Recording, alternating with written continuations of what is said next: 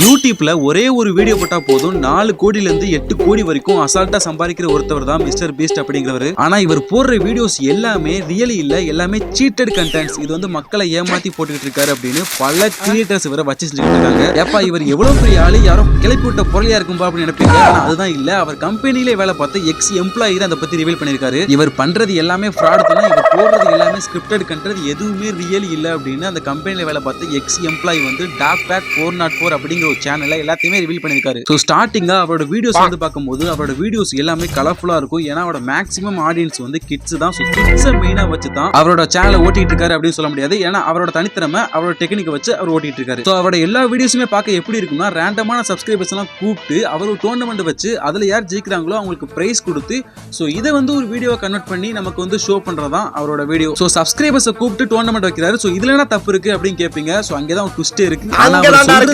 எல்லாருமே random subscribers அப்படின்னு சொல்லுவாரு. ஆனா அதுதான் இல்ல, அங்க விளையாடுறவங்க எல்லாருமே அவரோட எக்ஸ் எம்ப்ளாயிஸ். அவரே ஒரு ஸ்கிரிப்டட் கண்டென்ட் உருவாக்கி அதுக்குள்ள அவரோட எம்ப்ளாயிஸை வச்சு விளையாட விட்டு பிரைஸ் கொடுக்குற மாதிரி பண்றாரு. இவெல்லாம் எங்க போய் சொல்றது? இவர் பண்ற வீடியோஸ் தான் ஸ்கிரிப்டட் அப்படின்னு பார்க்கும்போது அதுக்கப்புறம் தான் தெரிய வருது இவரோட தில்லாலங்கடி வேலைனா. அந்த வீடியோஸ் எல்லாமே பார்த்தாலே தெரியும், டக்குன்னு ஒரு ட்ரெயின் வரதா இருக்கட்டும், ஒரு மிகப்பெரிய பிளாஸ்டா இருக்கட்டும், ஸோ எல்லாமே ரியல் அப்படின்னு. ஆனா அதான் இல்ல, அந்த எக்ஸாம்பிள் என்ன சொல்லியிருக்காருன்னா எல்லாமே விஎஃப்எக்ஸ் பண்ணிருக்காரு, எதுவுமே ரியல் கிடையாது அப்படின்னு சொல்லியிருக்காரு. ஸோ அடுத்து இவரோட தில்லாலங்கடி வேலை என்னன்னு பார்த்தோம்னா, இவர் ஒரு ராக்கெட்டை வந்து மூணுக்கு அனுப்ப போறதாகவும் அந்த ராக்கெட்ல வந்து சப்ஸ்கிரைபர்ஸோட போட்டோஸ் எல்லாத்தையுமே வச்சு அந்த மூணுல செட்டில் பண்ண போறதாகவும் ஒரு தகவல் வந்து சொல்லியிருக்காரு. ஸோ அதுக்கு அவர் சார்ஜ் பண்ண அமௌண்ட் பார்த்தோம்னா ஒரு போட்டோக்கு $10 சார்ஜ் பண்ணியிருக்காரு. ஸோ இதை பார்த்துட்டு சப்ஸ்கிரைபர்ஸ் எல்லாமே நம்ம போட்டோஸ் மூணுக்கு போகுது அப்படின்னு சொல்லிட்டு அவங்களுமே $10 கட்டி அந்த போட்டோஸுமே அனுப்பிச்சிருக்காங்க. ஒரு கொஞ்ச நாளுக்கு அப்புறம் மறுபடியும் மிஸ்டர் பீஸ்ட் கிட்ட இருந்து ஒரு தகவல் வருது. அது என்னன்னா, இங்கிருந்து புறப்பட்ட ராக்கெட் வந்து போற வழியில வெடிச்சிருச்சு, அதனால உங்க போட்டோஸ் வந்து மூணுல வைக்க முடியல அப்படின்னு சொல்லி ஒரு வீடியோ போடுறாரு. அதை பார்த்த உடனே காசு கொடுத்த மக்கள் எல்லாருமே காசு ரிட்டர்ன் பண்ணுங்க அப்படின்னு சொல்லி கழுவி ஊத்த ஆரம்பிச்சிட்டாங்க. ஸோ சப்ஸ்கிரைபர்ஸ் அவருக்கு கொடுத்த காசை மட்டுமே கனெக்ட் பண்ணி பார்த்தோம் அப்படின்னா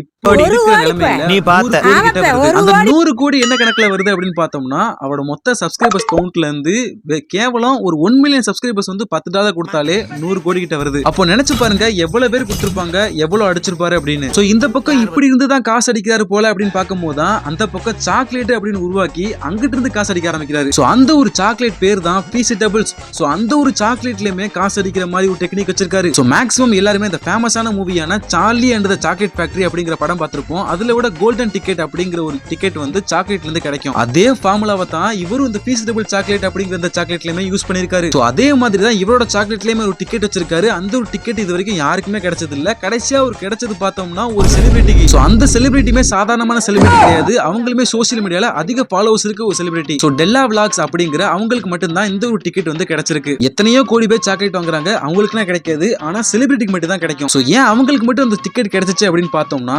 ஏன்னா அவங்களும் ஒரு செலிபிரிட்டி. சோ அவங்களோட ஃபாலோவர்ஸுமே இவரை ஃபாலோ பண்ணுவாங்க அப்படிங்கிற அந்த டெக்னிக்கை வச்சு தான் இந்த ஒரு வேலையை பார்த்துட்டு இருக்காரு. இது மட்டும் தான் பார்க்கும்போது இவர் ஒரு சூப்பர் மார்க்கெட் அப்படிலாம் ஸ்டோருக்கு போயிட்டு நம்ம சாக்லேட்டை யாராச்சும் வாங்குறாங்களா அப்படின்னு ஒளிஞ்சு நின்று பார்த்துக்கிட்டு இருப்பாரு. அப்படி யாராச்சும் அந்த சாக்லேட்டை வாங்கிட்டாங்கன்னா அவங்களுக்கு வந்து $10,000 கொடுக்குறோம் அப்படின்னு சொல்லிட்டு ஒரு வீடியோ போட்டிருப்பாரு. சோ இதை பார்த்துட்டு அந்த ஸ்டோருக்கு போயிட்டு எத்தனை பேர் நம்ம மிஸ்டர் பீஸ்ட் பார்த்துக்கிட்டு இருக்காரா, நமக்கு காசு கொடுப்பாரா அப்படின்னு எதிர்பார்த்து அந்த சாக்லேட்டை வாங்கியிருப்பாங்க. சோ கடைசியா எல்லா கிரியேட்டர்ஸுக்குமே வந்த கொஸ்டின் என்னது அப்படின்னு பார்த்தோம்னா, இவருக்கும் டி சீரிஸ்க்கும் உள்ள ஒரு போட்டி. சோ மிஸ்டர் பீஸ்ட் என்ன சொல்றாருன்னா, நான் ஒரு சோலோ கிரியேட்டர், டி சீரிஸ் அப்படிங்கிறது வந்து ஒரு கார்ப்பரேட் கம்பெனி அப்படின்னு சொல்றாரு. சோ இப்போ ஒரு உதாரணத்துக்கு ஒரு தள்ளுவண்டிக்காரன் சம்பாரிச்சு ஒரு ஹோட்டல் கட்டிட்டானா என்ன சொல்லுவீங்க? ஒரு ஹோட்டல் ஓனர்னு சொல்லுவீங்க. ஆனா மிஸ்டர் பீஸ்ட் என்ன சொல்றாருன்னா, நான் ஒரு தள்ளுவண்டிக்காரன் அப்படின்னு சொல்லிட்டு இருக்காரு. அதாவது இவரே ஏகப்பட்ட கார்ப்பரேட் கம்பெனிஸ்க்கு ஓனரா இருந்துகிட்டு நான் ஒரு சோலோ கிரியேட்டர் அப்படின்னு சொல்லிட்டு இருக்காரு. சோ மிஸ்டர் பீஸ்ட் சைடு இப்படின்னா நடந்துகிட்டு இருக்கு அப்படின்னு டாக் பேக் 404 அப்படிங்கிற அந்த சேனல் வந்து ரிவீல் பண்ணிருக்காங்க. சோ இந்த ஒரு வீடியோ தான் நான் ஷேர் பண்ணிருக்கேன்.